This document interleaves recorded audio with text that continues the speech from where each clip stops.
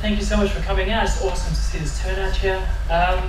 So I'll just get into it. Like, I've come originally from South Africa, moved out, been in the States for 15 years, and I've kind of been in the creative field, but all across the board. I started out in clothing, I went into marketing and advertising, I did trend forecasting, went into gaming, and then I did an interactive clothing company called Edoc, which some of you might have heard of or might not have, but it's one of the things I'm actually really proud of, even though it was a failure for various reasons.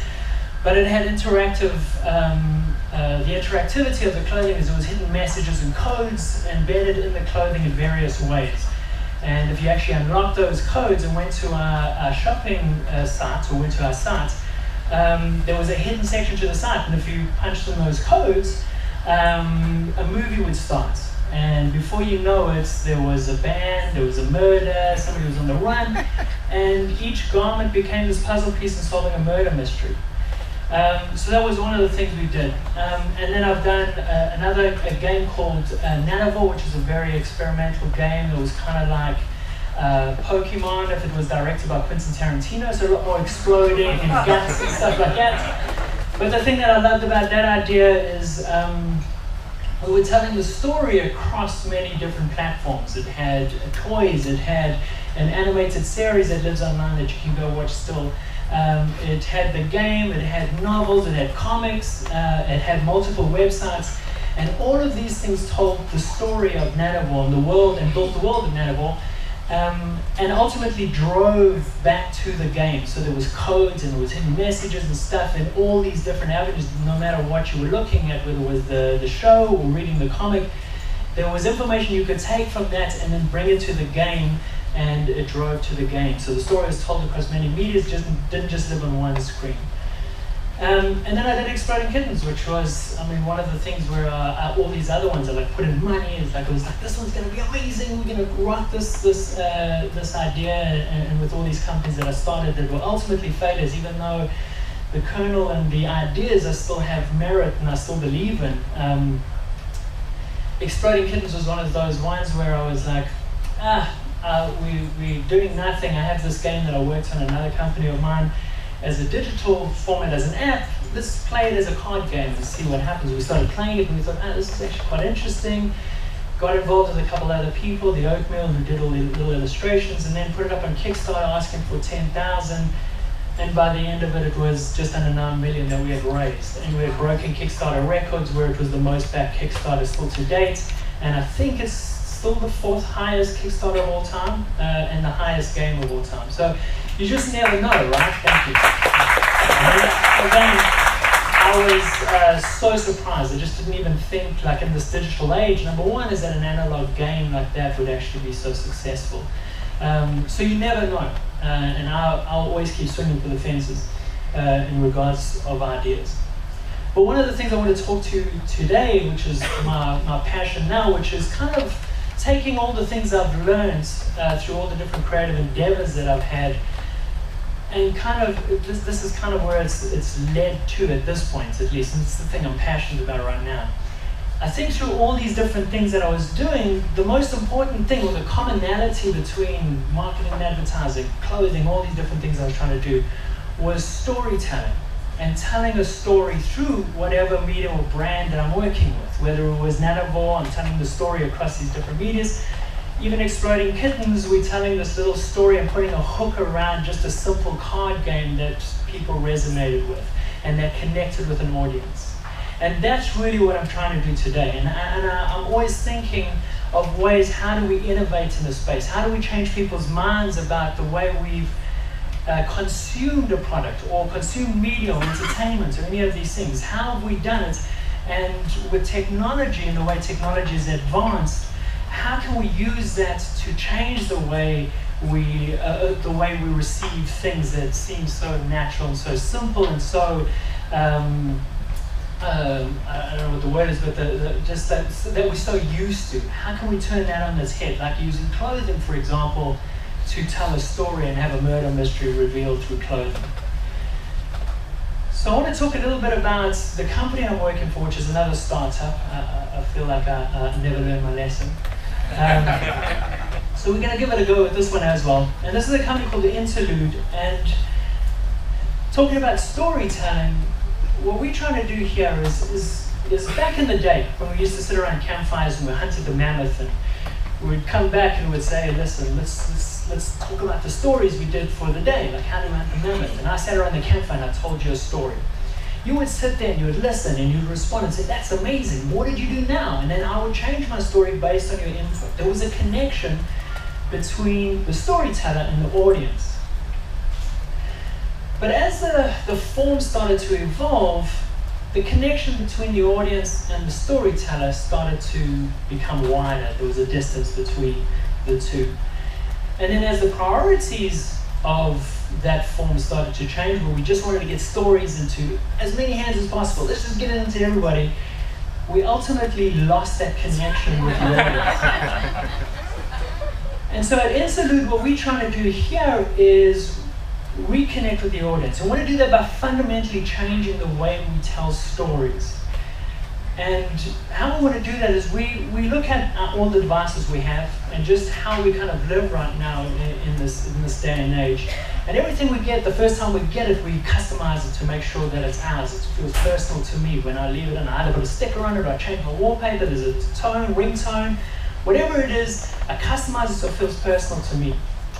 And my thinking here is, why can't we do that with story? Why can't we do that with video, especially live action story? Why can't we have a story that plays out that I can have input to, just like I did around the campfire, and that input's going to change, the story's going to change, it's going to become very personal to me. And so that's what we're trying to do at Interlude. We want to create this new genre of entertainment that's not linear, and linear will always be here, and it's not quite games either, where I need to spend like 5 months to complete it, and I might need some sort of degree in math, or I don't know, to kind of accomplish it. But it takes a lot of investment, but it lives in between that space, and it's we're really trying to work with live action video that responds and feels to my input, so that my experience versus your experience on that same story will be very different, and it will be very personal to me, as it would be to you. So I'm going to go through some examples that I have. This is actually the first video we did, and I want to show this one just because it's, when you think of interactive storytelling, this is probably the first way you think about it. You think of it as like a choose-your-own-adventure experience, which is great and can be very powerful, and you'll see an example of this. This was the first video that we did. And one of the company's founders, Yoni Block, who's out of Israel, he's actually like a rock star in his own right. If you were a 16-year-old Israeli girl right now, you'd be very happy that I'm about to show you a Yoni Block video. But he had this idea in his head, like, hey, listen, if I can get somebody to listen to my video 3 times, it's going to get stuck in the head, and I probably will get a hit out of that, because people will like remember it. So how can I do that with a video? And so this was what we came up with, and I'll kind of walk through it.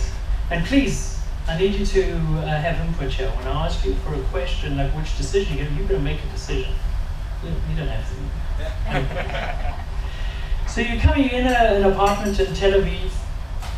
This is Yoni. He doesn't look like a rock star, but he's got some gold albums in Israel. It is Israel, so it's not like America. Actually, there's a lot. So he puts on the earphones, walks through this party. You see people having a good time, hanging out in a very trendy area of Tel Aviv. Comes around the corner, and he's about to come around the corner now, and you're going to get a choice presented to you. Tall girl, short guy, which one? Tall girl. So he hands her the earphones. We get to follow her story. But not only that, if you heard, her vocals came in. So not only did the visual landscape change, the audio landscape changed. She comes around, she's in the party. I see 2 more people. This guy's flirting with her, which apparently is very common in Israel and parties like this. So you get to choose the game now. Sweetie Pie, Honey Bear, anybody? Honey Bear. Sweetie Pie. So we get to follow her. Now, everybody you see in this video here, you can actually connect with, depending on your choices. Anyone. So if you see that girl in the black dress, you will be able to get to her in the same fashion. This was shot in one night with the payment of beer and pizza, which is how we like to pay most people, but that's not always the case. People don't appreciate that as much. Hanukkah or Christmas? Hanukkah. Good choice. They wanted to show how Hanukkah can be sexier than Christmas. That's the thing. So we shot in one night. There are 256 variations of this video you can have, which is pretty incredible. The other thing that I want to emphasize, and I'll emphasize this just in general with all our interactive videos, is the analytics that comes with this. We're able to track everything and every movement. Electric or acoustic? So you see, I was too late then. I didn't make a choice. If you don't make a choice, we will give you a choice. We'll make a choice for you. So if you didn't want to go and interact, you could sit back and relax, and we'll take you down a path. But it's just not as interesting. I won't be able to express my personal experience with this video. Anyone? Weirdo. Weirdo. Okay, this is a great pointer. So weirdo, 90% of people choose weirdo. Jump, nobody chooses jump. And so we've got the analytics of that, so the guy that's jump is now out of the band because clearly people don't like it. But that's the thing, we can tell straight away who's successful. That can become very powerful, especially in the storytelling mechanic. And we have an episodic or seasons where we can see which characters people are relating to, which characters or storylines people are following, and we can adjust our stories and be agile enough to change them for the audience themselves. So in this particular case, all roads lead back to Yoni, as he likes it. All the roads lead back to him. I'm giving him a hard time, but he deserves it, and he gives me a hard time.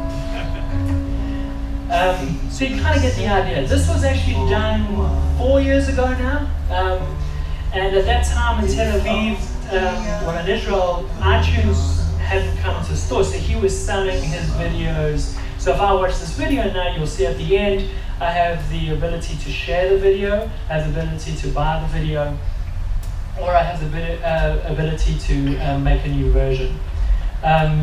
And so what he found is that this was very successful for him, and it's actually, he was getting 3 times the purchase. Like, so people on average were buying 3 versions of the video, which is exactly what he was kind of hoping for. So based off that, what we did at Interlude is we developed a platform which we are calling Treehouse right now. And Treehouse, if you notice, one of the powerful things of that, there was no lag, there was no buffering, there was no waiting. If I took the UI off that experience, you would never have known that I was actually an interactive experience. It would feel like a natural edit to you. And that is one of the powerful parts of our tool. So if you look here, this is the script for the thing that you just saw. If I then shot that and made videos of it, this is our tool called Treehouse, which is a very simple interface that you can easily drag and drop your videos once you've recorded them from the script.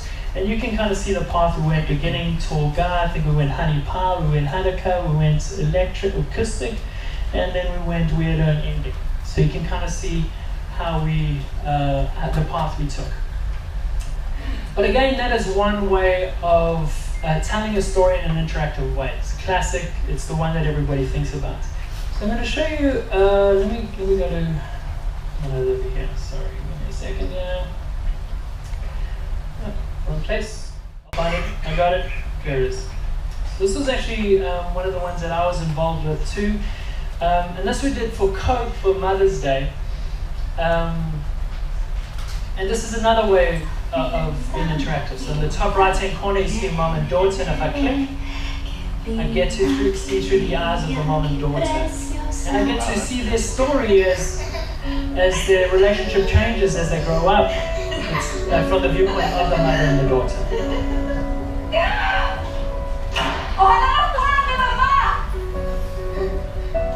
So you can see I'm clicking on the top right hand corner between the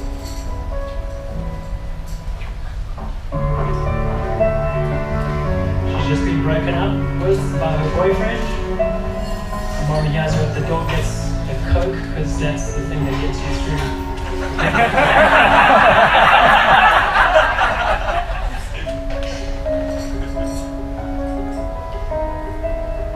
The daughter's now pregnant. And also playing Coke.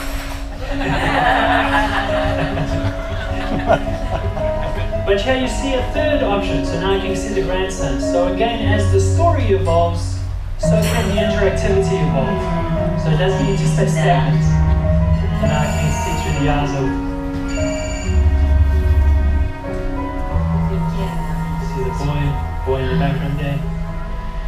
And in this particular commercial, we teamed up with, I think it's Trello, where they could actually you could call your mom straight away from the commercial. So we connected you straight to your mom, which became a very powerful thing for Coca. I don't know what I'm doing in time, but I've got 2 more I can show. Okay, 1 more. All right, this is, so up until this point, we've done mostly commercials and music videos, and when I was working at Xbox Studios, this was how I actually met Interlude and realized that, yeah, these guys are doing what I want to do. And we did this video, this one called Possibilia, with a directing duo called the Daniels, who have just done a movie called Swiss Army Man, which if you haven't seen it, you should go. It's just really original. It's hard to find something original nowadays. But here's another great example where this is just for story, and this is what we want to do now moving forward.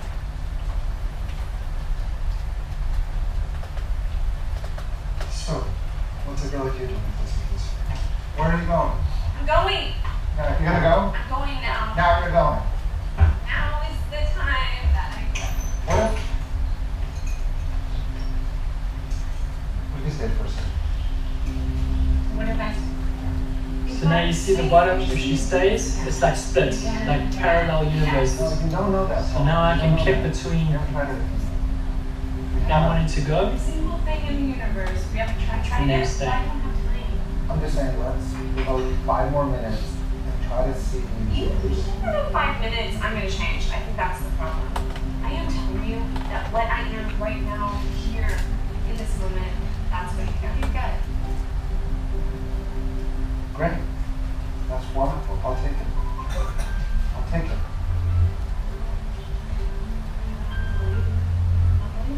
So you're gonna go. Fine. Damn it.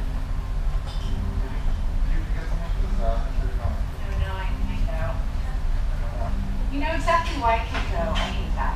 So now Once you again, see I split can't into do 4. different minds. Why don't you tell me? Will you please just say goodbye so that I can go? Why?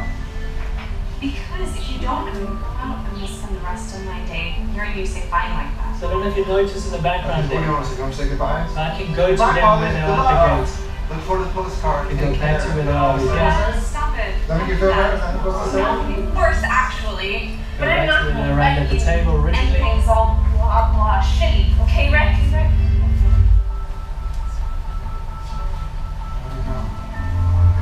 Splits to 8. Yes. I mean, I need to shake this shitty feeling I have in my stomach because I don't want to leave hating you. Oh, so you hate me now? Yeah. You're right. I feel like I don't like anything. You know, I get to give you nothing. Nothing. That's so tight. So you can see it's the same dialogue that's happening, but their intent is very different. One, they're breaking up very But instead it's this. aggressively, another one they're breaking up very calmly, another one they're breaking up in a fun way. Turning right in the door every time we're in a tense conversation. Oh God, this is only making my shitty stomach feeling. And you know why? You know why? Because we're actually getting somewhere. It's a sign of progress. Okay, that's like we're in unfamiliar territory. I can't handle unfamiliar territory or whatever you're saying. Yeah, I think you can, but it comes with a stomach ache. It just comes with a stomach ache. Do what I want. Then I was thinking,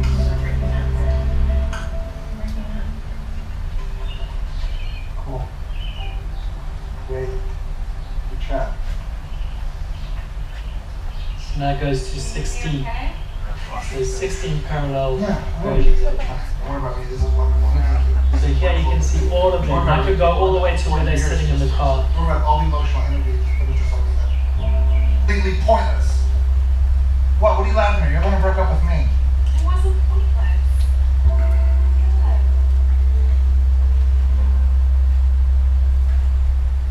Why? Why it's so hard to be a human being? Like, please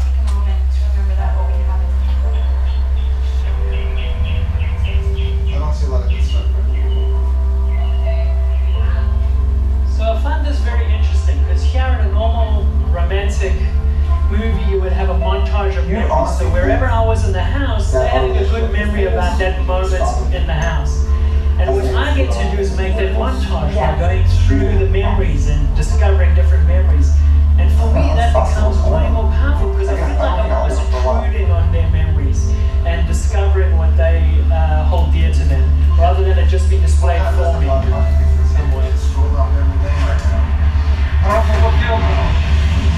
Me neither. God, I don't know. Another world collide.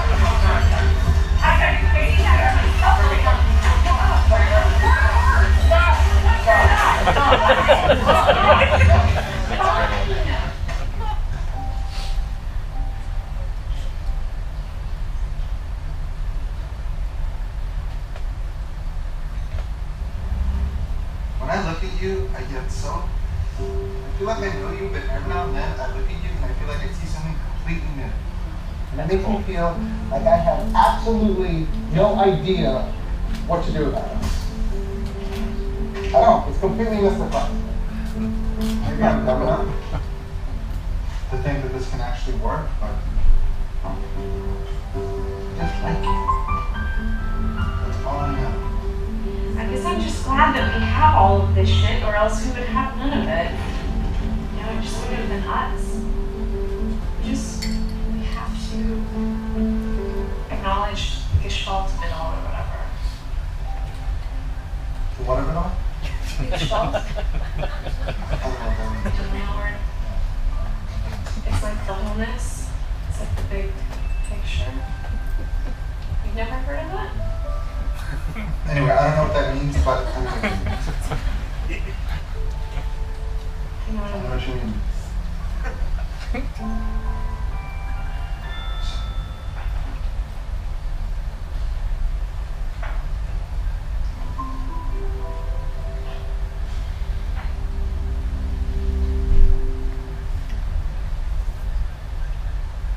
So, what's a girl like you doing with this? Where are you going? Don't start I'm to going! You gotta break up purgatory, really. So that's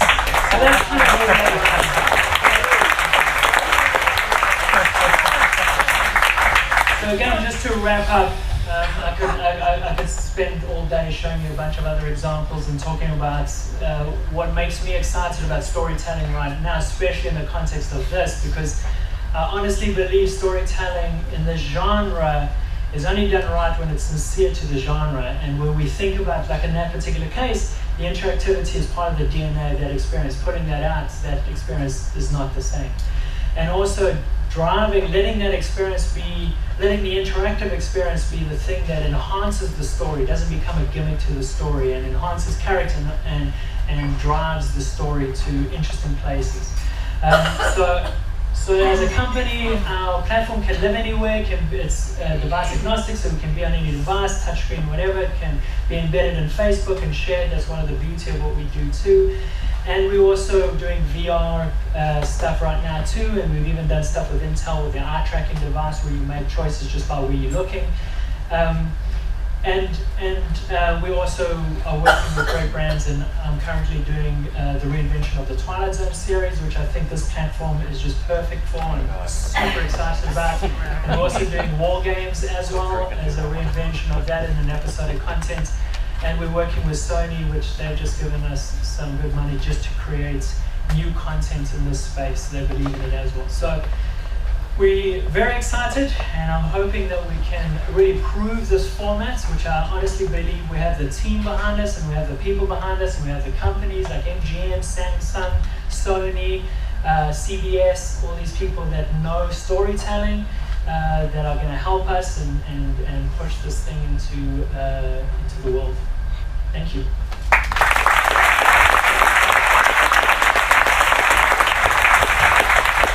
That was amazing. I've never seen storytelling like that before. Really great visuals, and it seems just like a creative nightmare / like amazing dream to do something like that. It just seems like there's a lot of work that goes into it. And I'm sure we have a lot of questions about some of the details of that. We're going to open up to Q&A now. John is going to walk around with the mic. If you have a question, raise your hand. And just so you guys know, if you've never been here before, we just focus on questions and answers now. If you want to share stories and comments, on his presentation. Shane will probably stick around afterwards, and you can share that conversation offline. Thank you.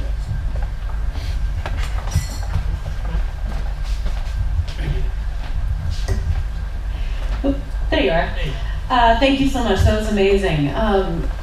So an idea came to me, and I know you're focusing more on storytelling, but have you used this at all? When you're creating products, it's very, very hard to get true feedback from customers on your product. Have you actually used this platform to get feedback from potential customers? And secondary question, how much do these things cost? So to answer the first question, yes. I mean, predominantly up until this point, we've been doing a lot of marketing and advertising and music videos. And especially with the marketing side of things, that's exactly what the client wants. They want to know particular things about how the user is engaging with their product. And one example that I do have too is we did a commercial for Madewell, which is the clothing brand. And in that commercial, you got to choose kind of different outfits and like handbags versus shoes and so forth. And the analytics that came back was there was a choice between handbags and shoes, and 90% of people chose shoes over the handbags, which made them realize that in their digital store, they had bags as a huger priority than shoes, which based on the analytics that we got from the commercial, we were able to switch that and put shoes as a more prominent state on their site. So stuff like that, and we're doing that all the time with many other things. And then as far as how much does it cost, well, here's the thing: is that it costs the same. Again, studios and stuff like CBS, they're going to say, "Listen, I'm not going to give you any more money. This is what we do to make an episode. You need to figure it out." And so we do. We've been living in the space in a long time now, so we've really worked out ways that we can be economical, and how we can really it's just about planning and figuring it out and making sure that the experience is powerful for the user. So there's ways that you can do a choice moment that plays out later that feels very powerful to the user because it feels like the choice I made had meaning, but yet from a production standpoint, it's just a line of dialogue that changes. So when it comes to that person, we just shoot that line of dialogue twice. There's not a big overhead to that. But for the user experience, it's like, oh, geez, that character remembered what I did. That's amazing. And it feels powerful, and it has great dividends. So there's a lot of little tricks that we've kind of developed over the course of all our experiences that we've tried to be able to economize. But we could always do with more money. Shane back here. Yeah, Shane. Hi, my name is Byron. I'm a independent narrative feature filmmaker, and I guess my question is that I'm wondering how long you see the content you're developing. How long does it actually stick? Because at some point someone's going to get bored, just click off and go whatever. But I just made a hour and 45-minute feature film. Tons of choices, tons of things to get into it. But I also know that I trap the audience because they have to see my vision of the story. How do you see the long-term content going in terms of how long can you actually make a piece that is so interactive? At what point are people clicking out or Yeah, really, great question. And I'll tell you, it's not, there's no rule behind it right now. And so what we have found is that we're looking at an engagement of a linear story, like the length of, again, it depends on the story, but the length that we're kind of playing with, that we feel like is right in this genre, is between 8 minutes to 15 minutes of linear experience that I can engage in. Again, it also depends on the content and the IP and the brand and how much passion is behind a particular IP or how much we've built around a particular brand. But that's what we're thinking, which will then in turn, if I dig around and I want to watch all the content, if it's on like a 12-minute, it'll be probably like a 35 minutes experience that I could have. But there's no rules right now. We're busy figuring it out. And some of our content we have is like 3 minutes long that I can just pop in. We're calling them snackables. I can play it. I'm going to get a little bit of a story. I'm going to have a little bit of interactivity, but I'm not spending a lot of time. But then other things like we're doing with war games. The experience with war games is very different interactively and we're looking at a 30-minute episode linear of war games, but I can come back and play multiple and get multiple storylines based off that. So there's no rule, and we're still figuring it out ultimately, and we might, after more content that we throw out there, settle in. But as far as engagement goes, one of the things we have seen in regards to retention and people like sticking with us is that the average person, if you click more than 3 times, 90% of those people will go to completion. There's very rarely after 3 clicks that they click out, unless they have some sort of visceral response to the content and they just don't want to be a part of it. But generally, like we've seen just on our analytics, that like around 80-90% get to the end if you're going after 3 clicks. So our goal is to get you going to those 3 clicks. To get you in 3 clicks. Again, but it's still evolving, and we're still developing it, still figuring it out. Another question back here. Hi, thank you. That was amazing to watch the different iterations of the story. When I was watching it, I thought this would be an amazing tool to teach kids creative thinking. Is there plans to reach out to that market? Absolutely, yeah. I mean, we've got grand plans for many different things. You know, even down to we've got like things for cooking channel. We've got like a whole lot of things that really become interesting where I can customize my own meal, and also with education and kids, we even got some examples here too. Very interesting stuff that we're playing with. So yes, but what we want to do is we want to really just focus on our core audience right now, which is the 18 to 25 kind of millennial market, but even a little bit younger. But so we want to just really focus on them right now and really just hone in on this technology, and then we're going to broaden out and go into kids and all these other different areas, for sure.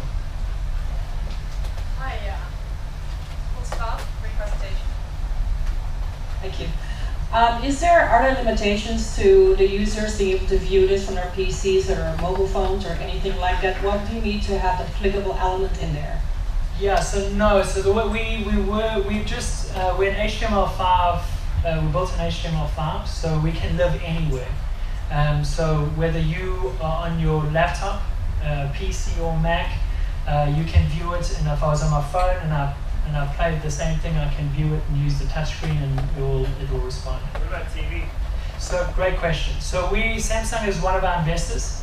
So Samsung is looking at having us a part of their ecosystem with their standard TVs that come out. Right now, how we have it, we don't have it on a TV as it currently stands, but we do have a second screen experience where I can use my phone or device, any device, to actually use it as a controller.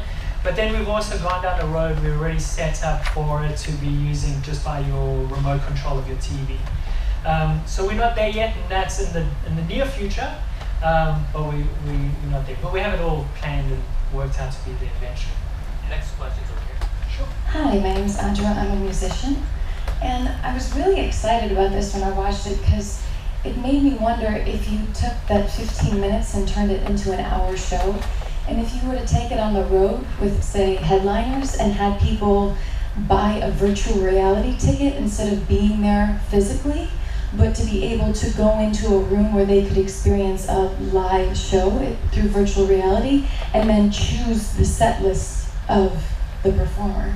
Yeah, so all the things you're talking about, we've explored in various ways. So we did a thing with Bonnaroo where we played around with that. We've done, we just did a thing with Red Bull, with ACL. We actually experienced the concerts, but we did it in a different way there. I'm quite excited to see how it eventually turns out, where you get to experience the concert, but from the ground level. So you're really getting to actually meet the people that are experiencing the concert, that actually are behind the scenes of the concert, the roadies and all that. But you get to experience the music, but it's almost through the eyes of the people on the ground floor, instead of just like a backstage pass thing. So it's yes, that's a short answer to your question. Over here, Shane. Hi, Shane. Hey. Thank you very much for the presentation. Clearly, this is meant as interactive storytelling where you're engaging the user. Do you see this, and because of this shift to smart TVs, Roku's, Amazon TVs, all those, do you see it as a way to do advertising more interactively with, say, a 30-second commercial Because obviously, if you're doing all these iterations, it takes a little bit of time. So do you see that as a possibility? Sure, absolutely. What we've done is, and it's not really 30 seconds, but we've done like pre-roll stuff, where we've kind of have what we actually were developing a thing called a rolling pre-roll. So what that means is, like normally in the beginning of a show, and this is not quite exactly what you're talking about on the TV, but yes, I just want to illustrate that the same kind of thinking could be applied to an interactive experience, and this is the way I could see it working. So with a pre-roll commercial in front of any digital show that you might be watching, you might see a commercial that says like, in 15 seconds you can skip this commercial, right? But in ours, in those 15 seconds, you don't skip, you get presented a choice. Now if I don't make a choice, I can then go on to the commercial, but what that does is entices you to watch more of the commercial, because now all of a sudden I'm seeing a choice, like, okay, I want to see what that does, And so that becomes interesting. Then the pre-roll runs again, so now I have another 15 seconds before another choice. So that becomes a very powerful tool of engagement, especially for marketing and advertising. Shane, we've got a lot of questions, but this will be the last one. Okay, great. That was so awesome to see what you guys have been able to bring into fruition. My name's Ruby Chase, and this is like totally what I've been dreaming existing. So that's really cool. And I'm really interested if you guys have thought of or even done ways in which you could bridge the content on a device with a live experience. Yes. So again, we've been in the space a while. We went down the road with a band called OK Go, who has a very, they're so creative in their commercials, but they have a very visual live experience. And so we did a lot of experimenting. We ultimately didn't actually lock in on anything particular, but we played with stuff where people in the audience use their phones and actually change the content that's happening on their stage from their videos. And you can vote and you can change, and even the phones themselves have different lights, so I can see which choice I've made and which choice somebody else has made. And we've even looked at that not only for live action, but also like what could be a cinematic experience where I go in there, and normally when it says please turn off your phones, it says please take out your phones, and having the experience where I actually can, as a community or as a group of people in the audience, have a voting system, or have a survival mechanism that there's a killer and it's going around killing, and I have a bunch of choices I can make, and you can just slowly see the phone lights go out in the audience as people are slowly dying, and the car, maybe not the best, but so yes. But none of them, we haven't actually kind of done anything yet, but we've gone down the road playing with that in that space. Thank you so much. Thank you so much for that.